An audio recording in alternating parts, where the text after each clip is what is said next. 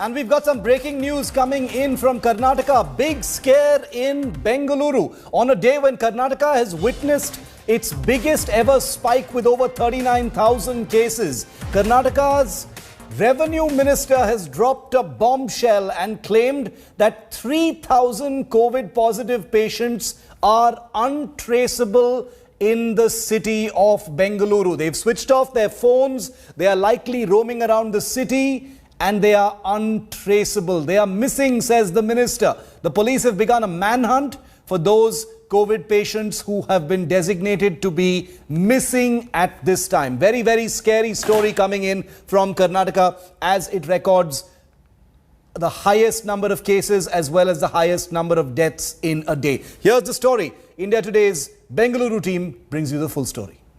3,000 who are COVID positive have switched off their phones and their location is unknown. The unsettling revelation from a state in lockdown and from a state minister. I feel at least 2,000 to 3,000 people have switched off their phones and left their homes. We don't know where they have gone. The disturbing admission from the minister is that the state government has lost track of the COVID situation, throwing up his hands over thousands who have simply disappeared from the grid. In the midst of this situation, we are already in. We are sending policemen to try and track them, but we are not able to find them. COVID-19 is increasing because of this.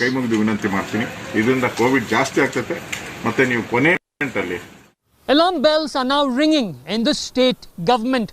On Thursday morning, Karnataka Home Minister Basavaraj Bommai stated that the government is trying its very best to track and trace all those missing infected persons. Regarding tracking and tracing, some of the people who are in home isolation, they have switched off their mobiles. So they are retrieving all the mobile numbers from the what they have given during the test, and they are going to track them and trace them, and will certainly help them in finding us. The frightening revelation from the minister comes at a time when Karnataka has just recorded its biggest single-day spike with 39,047 COVID-19 cases on Wednesday, taking the tally to 14.39 lakh. Fatalities in the state have crossed the 15,000 mark and 229 deaths, a record number. Bengaluru urban alone accounted for 22,596 infections. Of 3,28,884 active cases, 2,192 cases are in intensive care units of various hospitals. But as the minister says, thousands are simply untraceable. An unthinkable situation considering that containment is the top priority in a state that is seeing an unbridled surge. These very people who switch off their phones when things turn critical, turn on their phones and roam around the city trying to find a bed.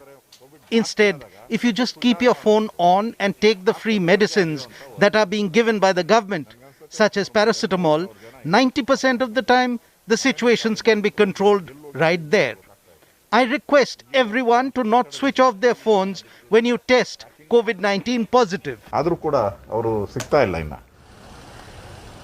Amid an exponential rise in coronavirus cases, the Karnataka government on Monday imposed a fresh 14-day lockdown till May 12th.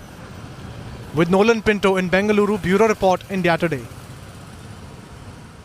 Nolan Pinto live with me from Bengaluru. Nolan, shocking, revelation by the ministers there.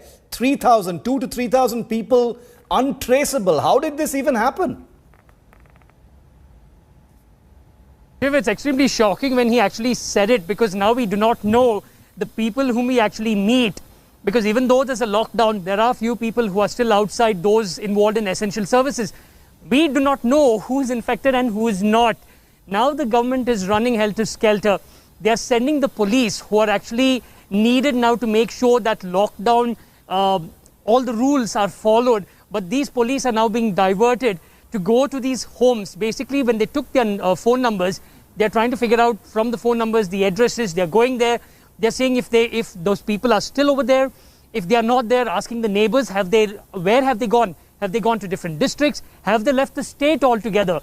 So as of now, they do not know what has happened, and this is the biggest worry. Now, Home Minister Basavaraj Bommai stated that with the mobile numbers, they will track and trace, and that is the only way forward. But Shiv, trust me, these 3,000 or it can be 5,000, it's not easy for the government to find out where they are. And this is the problem.